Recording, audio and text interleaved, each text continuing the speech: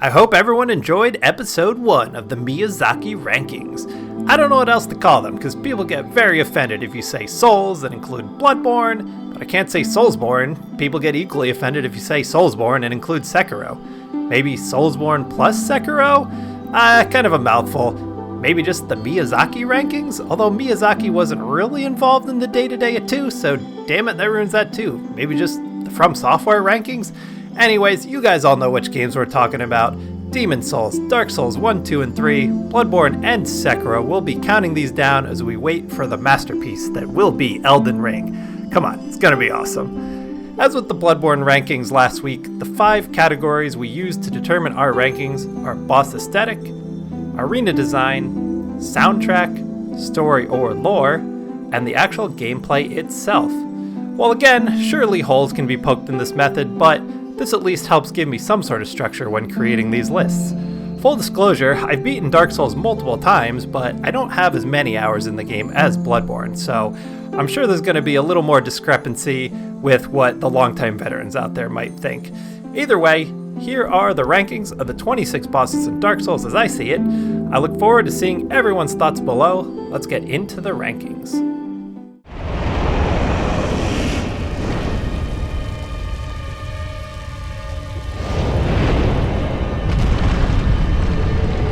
We ring in our list with the Centipede Demon, likely spawned out of the orange charred ring, which can be obtained during or after this boss fight. The ring originally belonged to Ceaseless Discharge, but was dropped due to his own incompetence. You can see why. And that's about the extent of interesting things that happened in this fight. The arena itself should be cool, except you have to run and fight on this random platform in the corner. The soundtrack is quite forgettable, and the gameplay isn't particularly interesting. It just doesn't make any sense to have this giant cool lava field to play with, and then you restrict the player to a little platform in the corner. It doesn't really make sense. You still have plenty of space to move around, it just particularly isn't fun. Definitely not one of FromSoft's better efforts. And we come to one of the worst named bosses in the entire series, in Ceaseless Discharge.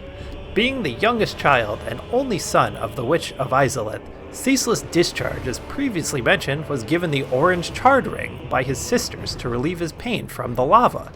As the Witch of Izalith tried to duplicate the first flame using the Lord Soul, she created instead the Flame of Chaos, transforming Ceaseless Discharge into the first demon. The nearby gold-hemmed black set belonged to his sister, and the witch was locked into the Bed of Chaos. And that once again is where Ceaseless Discharge falls apart, offering not much in the way of gameplay, a once again forgettable track to play on with really strange arena design and a hideous looking figure. Although, in fairness, much of this is probably due to lore and level implications, still Ceaseless Discharge has to rank among the bottom.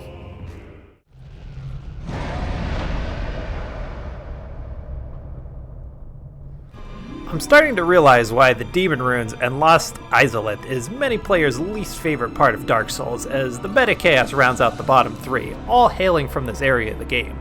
Bed of Chaos, or not so fondly known as the Bed of Bullshit, offers gameplay that Dark Souls isn't remotely built around. Having dabbled in game design, I can tell you platformers and action RPGs are not particularly compatible. Lore-wise, the Bed of Chaos entrapped the Witch of Izalith as a result of the Chaos Flame in the attempted duplication of the first flame. In my opinion, the Bed of Chaos actually looks kinda cool, and has a sweet entrance, along with a soundtrack that's better than you would think and suits the boss pretty well. However, there's so much negative bias towards the Bed of Chaos, and its gameplay is just atrocious that it's hard to rank it any higher than number 24. We'll get to the good stuff eventually, but Dark Souls does have its fair share of scrub bosses, as Pinwheel comes in at number 23. It's not that the design or arena of Pinwheel is particularly bad, it's just that it's so damn easy. It's hard to rank a boss with little to no challenge any higher up the list. If you don't beat Pinwheel in 10 seconds, he actually has a fairly cool design, sporting the daughter, mother, and classic giant dad masks and arena that makes sense for him. Lore-wise, it's thought that Pinwheel may be performing research into the field of necromancy, and that he might have stolen some power from Gravelord Nido. Probably should have stolen more. We now come to the Stray Demon, Also probably created when the Witch of Izalith tried to duplicate the first flame using a Lord Soul. I'm starting to think this Witch of Izalith lady probably shouldn't try to duplicate flames anymore. A reskin of the Asylum Demon plus magic, this boss offers the first decent fight on our list. This is one of those bosses that might take a few attempts for new players, but is probably pretty easy for experienced ones. It's hard to rank Stray Demon because he doesn't particularly blow you away as a boss, but he's not terrible either.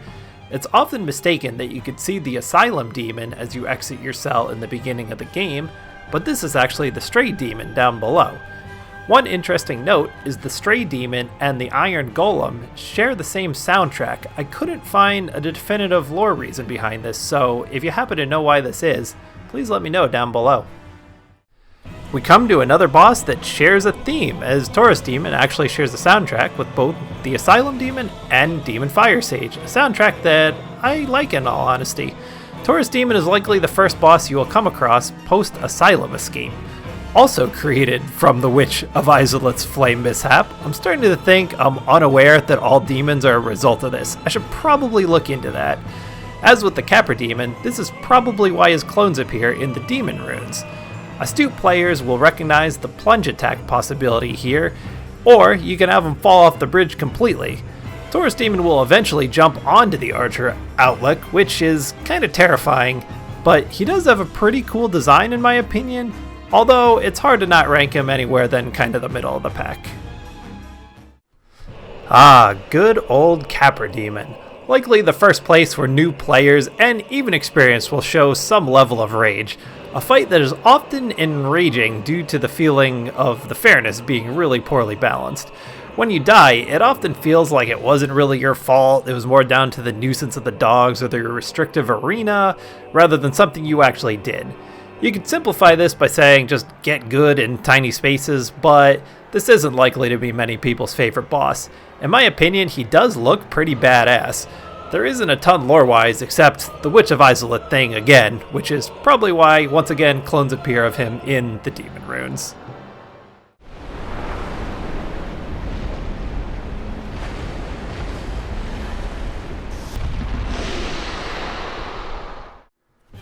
Not much is known lore-wise about the Gaping Dragon, other than the Dragon King Great Axe description mentioning, "This axe, one of the rare dragon weapons, is formed by the tail of the Gaping Dragon, a distant, deformed descendant of the everlasting dragons."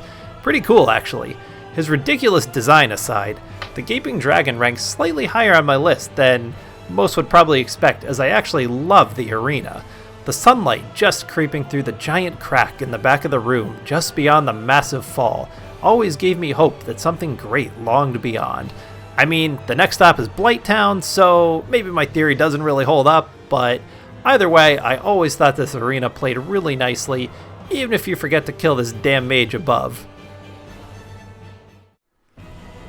A reskin of a reskin usually doesn't make a memorable boss, and this is really no different.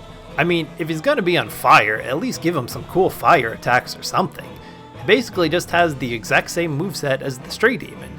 He might be ranked a couple spots too high, but I think this is just due to me thinking he's cool because he's on fire, even though it doesn't amount to very much. Anyways, there's not too much to say here, and also that Witch of Izalith thing. Again.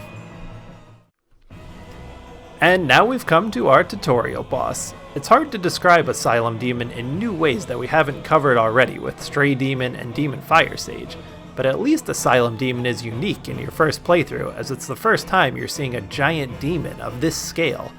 I generally do like the arena as well, as I enjoy the Asylum as a location in general. It definitely helps the big guy out. Also, the entrance to this fight, should you bypass your first encounter with him, is a sweet plunging attack, which is a pretty cool introduction to boss fights.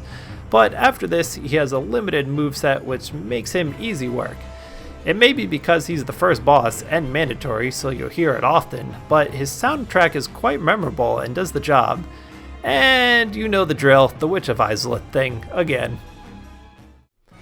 Hey, a boss not spawned from the Witch of Izalith's fuck-up.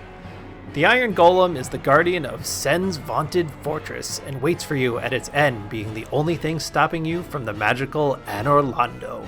Grand in scale, really experienced Soul players are going to laugh at this, but the first time I saw Iron Golem while climbing the outside of Sen's Fortress, I thought, are you kidding me? I have to fight that? That thing's freaking huge!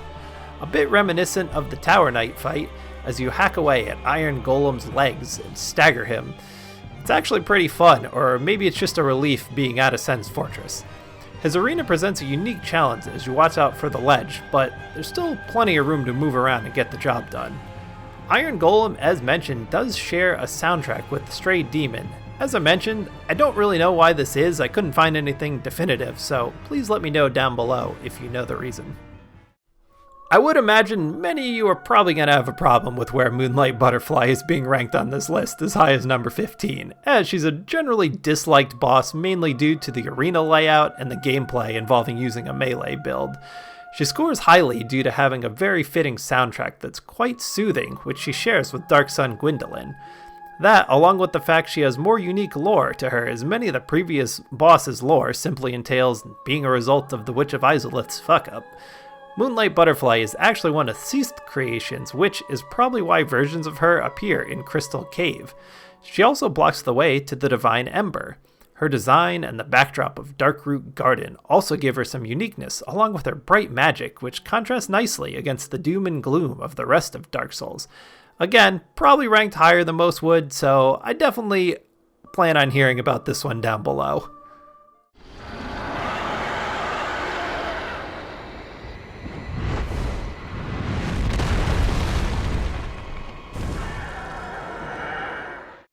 Ah, the good old Bell Gargoyles. This fight can really go one of two ways, as new players probably won't take out the first gargoyle until the second one appears, but experienced players will most likely incinerate the first one with gold pine resin. The main thing to know about the Bell Gargoyles is they guard the way to one of the two Bells of Awakening. It may just be that I love rooftop fights, having scored Martyr Logarius' arena tops in my Bloodborne boss rankings, but I really do enjoy this arena as well. I find the fight to do a good job of teaching the player how to duel multiple large opponents, as you can generally find space enough to wall off one while damaging the other, as well as one of them generally hangs a little further back to try and deal fire damage. If all else fails, just chuck some fire bombs at these guys and you'll be good to go. Gravelord Nido, a pretty solid entry to the middle of the pack, as he is quite a solid boss and holds a ton of lore for obvious reasons. Nido is the first of the dead and an original lord who found a lord soul when the Age of Fire began. Nido's soul transformed him into a living amalgamation of illness and death, and in this went to war against the dragons. He helped defeat them as he is able to unleash great death and disease across the land. Nido likely once held the right of kindling, until it was stolen from him by that little rat bastard Pinwheel. Anyways, this right grants you strength to bonfires. The gameplay here is actually quite good, as you have ample time to circumvent the gank spank from Nido's friends, and he actually does damage to them in turn, as well as you could use the fixture in the middle of the room to grant yourself some reprieve. Nido does have a very fitting track, being very reminiscent of a creepy catacomb. Perhaps ranked a slight bit lower in this list than it should be, but that's probably just because I'm a wuss about the catacombs. Sanctuary Guardian, the first of 4 excellent Artorias the Abyss DLC bosses. The Sanctuary Guardian sports pretty damn good mechanics for being a 10-year-old boss at this point. The Guardian, aptly named, holds passage to the Ulasil Sanctuary and is a lion-goat hybrid beast that sports a variety of physical and lightning attacks. Maybe I was up a little bit past my bedtime, which I obviously never am when I'm playing video games, but I actually had quite a tough time here and was only saved by my super OP health pool. The arena is greatly designed as it gives Sanctuary Guardian enough space to fly around and present its attacks, as well as the player ample space and time to dodge, which you better get good at if you want to defeat this majestic creature. The soundtrack, while middle of the road, does well enough here. On a side note, I found it much more difficult to differentiate soundtracks in Dark Souls than Bloodborne, but maybe that's just me. Ah yes, amazing chest ahead. Everyone's favorite note and everyone's favorite half spider, half hot lady boss. Seriously though, the lore behind this is that Quelaag, as well as her sister, were able to escape the Witch of Isolith's disaster with only half their body fused to demon spiders, while their upper half remained intact. Guarding likely the second Bell of Awakening you'll come across, Quelaag presents a pretty damn good fight gameplay-wise. Her attacks are varied pretty well from melee and fire, while there's generally plenty of room to move about the arena.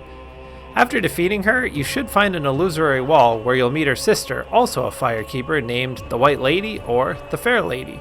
Her soundtrack won't blow your socks off, but alongside great overall design, Quelaag is one of the more memorable bosses in Dark Souls.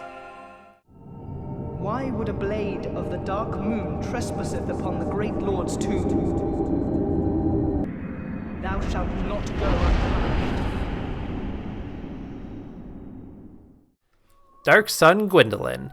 I would imagine this fight will draw considerable disagreement due to its uniqueness. I think you either find this fight interesting, unique, and a nice change of pace, or a tedious affair where you chase a weird magic guy down a hallway. I tend to fall into the first category, as I think the fight is a nice mix-up at this point in the game. It's not tedious like the Bed of Chaos, but it presents a new challenge. While not the most difficult boss, the lore of Gwyndolin, the fitting soundtrack, and the unique gameplay help land Dark Sun Gwyndolin at number 10. However, if you put Gwyndolin closer to the bottom, I would totally get that too. He has far too much lore to explain in 1 minute, but he is the last-born son of Gwen, and according to the Moonlight robe, he was raised as a daughter due to his kindness to the moon. Again, a boss placement I expect not everyone to agree with, but alas, he slots in at number 10. This land is peaceful, its inhabitants kind, but thou dost not belong. I beg of thee, plunge down from the plank and hurry home. At number 9, we come to a boss that isn't the most difficult, but is a bit of a fan favorite. She's a boss that can be easily missed on a blind playthrough, as she resides in the painted world of Ariami. Or Ariamis? I still don't know. Anyways, crossbreed Priscilla ranks so highly due to her nice aesthetic, of course, really cool snow-covered arena, soothing yet magical and ominous soundtrack, and unique mechanics as she has the ability to become invisible, but she still does leave footprints for you to track. One behind-the-scenes note is she does have the same voice actress as Guinevere, who of course also has an amazing chest ahead. Priscilla states the painted world is peaceful, its inhabitants kind, and knows how to exit the painted world, but chooses to stay. In fact, she won't actually attack you unless she's provoked into it, in which case she doesn't present the toughest of challenges, but she still has an overall package that lands her inside the top 10. However, she is a boss I could see being placed lower due to the low degree of difficulty. Seath the Scaleless. Seath is an absolute monstrosity in size, taking up a fair portion of the arena. Also, a boss that gave me a great deal of trouble, not due to difficulty, but in me doing laps around the arena like I'm trying to make the damn Olympics, just to cut off a portion of his tail and obtain the Moonlight Greatsword. Of course, a weapon I had no intention of using with this character. I mean, why do we do this? I can't be the only one who does this, right? That aside, Seath is surely one of the most majestic bosses in the Souls series. Seath is actually a bit of a traitor, however, as he did betray the dragons in helping Gwen in the war. According to Big Hat Logan, Seath acquired the Primordial Crystal, a sacred treasure pillaged when he turned on the ancient dragons, which granted him immortality and made him a true undead. Gwen even bestowed a fragment of a Lord Soul onto Seath and granted him Duke status. While Seath has a pretty limited moveset outside of flailing his tails around and his ice attack, his lore, unique soundtrack, and awesome design land him towards the top. Outside of the Sanctuary Guardian, the Four Kings see us take a pretty substantial rise in difficulty than what we've seen so far. The anxiety-ridden feel to take them out as quickly as possible before multiple show up, along with the depth perception, sapping abyss, as well as the Four Kings' varied moveset make this quite a difficult task. The Four Kings themselves look pretty badass, and the aforementioned mechanics make their gameplay pretty damn good, but the arena I find hard to score. Similar to the Gwyndolin fight, I believe the uniqueness of the Abyss as an arena will make people either love it or hate it. I find it to be pretty cool myself, especially when including the lore about the Covenant of Artorias and the ability to literally walk in the abyss. The soundtrack does a great job of giving the player the feeling that the walls are closing in on you and you better act pretty damn quick, but that anxiety can lead to making quick decisions which must be precise to beat the Four Kings' varied moveset. Arguably the most difficult boss in the game. Manus, Father of the Abyss, according to his soul description, became so after his humanity went wild, eternally seeking his precious broken pendant. It's actually Manus himself who pulls the player into the DLC from Darkroot Basin to the past land of Ulasil after the player obtains the broken pendant. Along with the Chasm of the Abyss, Manus' arena suits him perfectly, as it is truly terrifying to actually go down there. You really feel like you're treading into something truly evil and an endless darkness. Luckily, we have our boy Seath to stand by our side as we fight this monstrosity. Gameplay-wise, Manus is as tough as they come, sporting a huge array of physical as well as dark attacks that can be really hard to read, and give you very small windows to recover, as well as him having a huge health pool. Even having a massive health pool myself, Seath, and having beaten him before, this was still really tough on this playthrough. Manus has a great aesthetic to him, and it fits his status as Father of the Abyss well, and sports a haunting soundtrack, encapsulating one of the best fights in the game. Gwen might be a touch too high on my list, but I think this is mostly due to the obvious deep lore, tear-jerking soundtrack, and excellent arena. The only thing that is hard to decide for Gwen is the gameplay itself. If you're not great at parrying, this would actually be a fantastic duel. The problem is, once you are decent at parrying, Gwen becomes way too easy for a final boss in my opinion. This might work well to an extent to show how far your skills have come, but I think it trivializes him a little too much for a final boss. I blew through the fight in about a minute, and this was even using a lightning buff like an idiot, which Gwen is actually resistant to.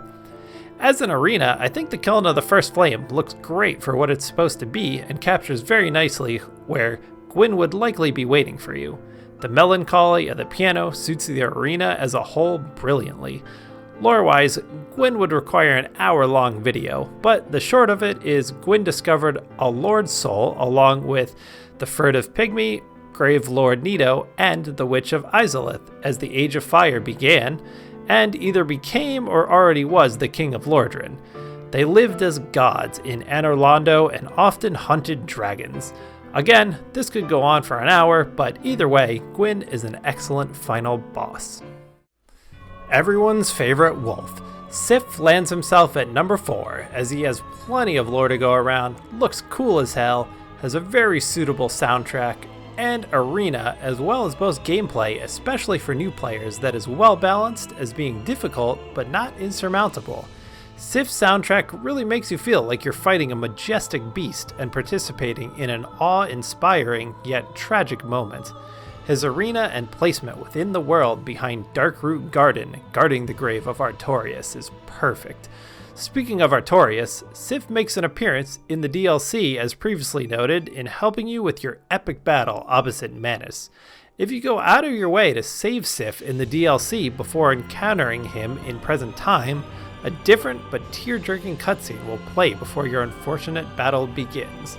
The majestic image of a beautiful giant grey wolf wielding an elegant sword in his jaws will surely live long in the memory of Dark Souls players everywhere.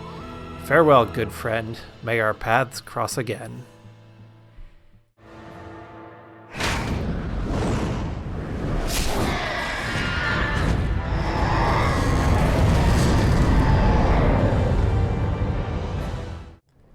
What isn't there to say about a badass black dragon? According to the Obsidian Sword item description, Calamite is the last of the ancient dragons. While it is actually possible to kill Calamite without Go, or Gaug, I don't know, you'll likely use this famed archer's help to at least shoot down Calamite, so you can fight him mainly on ground level. Even so, Calamite is still a very difficult fight due to his powerful lightning attacks, which actually base themselves in dark sorcery. Although the damage will still amplify if you find yourself in water, Calamite's resistance is to pretty much everything. Strong physical attacks, magic attacks, and varied movements make this a very difficult encounter. His arena is very well crafted, as it is reminiscent of a lull in a valley where a dragon may fly and rest, and waterfalls really help round out the scenery. Even Calamite's soundtrack really tells the tale of an ancient and magnificent encounter.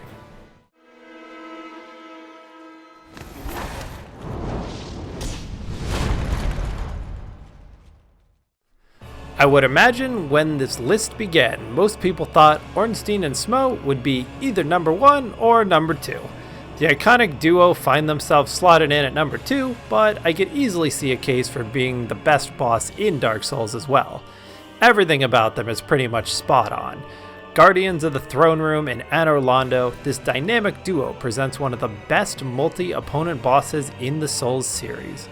Rnstein was the captain of the 4 Knights of Gwen and was given a special soul and ring by the Lord of Sunlight. His golden armor resembles a lion, and he is granted the power of lightning. Mote, on the other hand, reveled in his role as executioner, but was even known to be a bit of a cannibal, according to the description on his great hammer.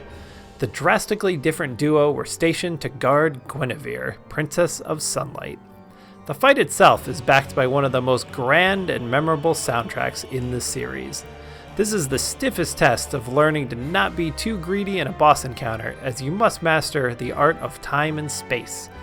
Buoyed somewhat by columns in the room, this test can still be an inch-perfect task.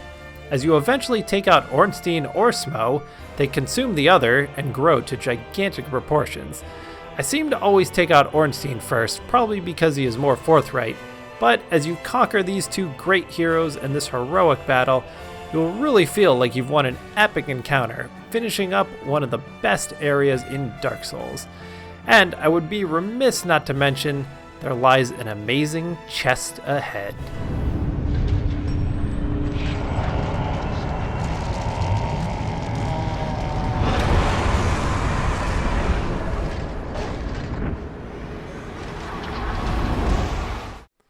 Artorias of the Abyss. I would imagine that most of you thought there was a pretty good shot Artorias of the Abyss would slot himself in as the best boss in Dark Souls. A historic warrior with a phenomenal moveset, warlike soundtrack, lore galore, and a freaking coliseum as his arena surely has to fit him into number 1. The namesake of one of the best DLCs in all of gaming, Knight Artorias hunted the Dark Wraiths and was to traverse the Abyss with the power of his ring. I mean, even his nickname, the Abyss Walker, is cool as can be. Now Seath, the Great Grey Wolf, his former companion, guards his grave in the Darkroot Garden. But in his day, he was such a great warrior, he was even awarded a silver pendant, one of Anor Londo's great treasures. Although Artorias and Seath fought valiantly to rescue Ulasil and Princess Dusk, they were overwhelmed. According to the cleansing great shield used by Knight Artorias, he used the shield to form a barrier around and protect his companion. The Colosseum-like arena and soundtrack play beautifully into this epic encounter. However, the arena, soundtrack, lore, and art design of Artorias themselves wouldn't be anything with bad gameplay, but lucky for us, FromSoft nailed that too. Sporting an array of sweet physical attacks, sometimes imbued with darkness of the abyss, Artorias has one of the coolest boss movesets in the game and challenges the player to find windows of attack and reprieve. Balanced extremely well, recovery windows may seem small at times, but once you master this fight, you will feel like you conquered a truly heroic foe. Well, we've come to the end of the Dark Souls rankings. While I mentioned I wasn't as confident with this list as the Bloodborne rankings, I hope you still enjoyed my overall footage and thoughts on the bosses. I'll be here every week, Sunday morning at 10 a.m. US East Coast, waiting for the release of Elden Ring with another set of bosses, as we still have Dark Souls 2, Dark Souls 3, Demon Souls, and Sekiro. Next week should be interesting with Dark Souls 2, and regardless of what you think about the game, there's certainly some pretty damn good boss encounters, especially higher up the list. If you haven't seen the Bloodborne rankings from last week, be sure to go check out that video if you're interested in Don't go hollow out there, friends. See you next time. Farewell, good hunter. May you find your worth in the waking world.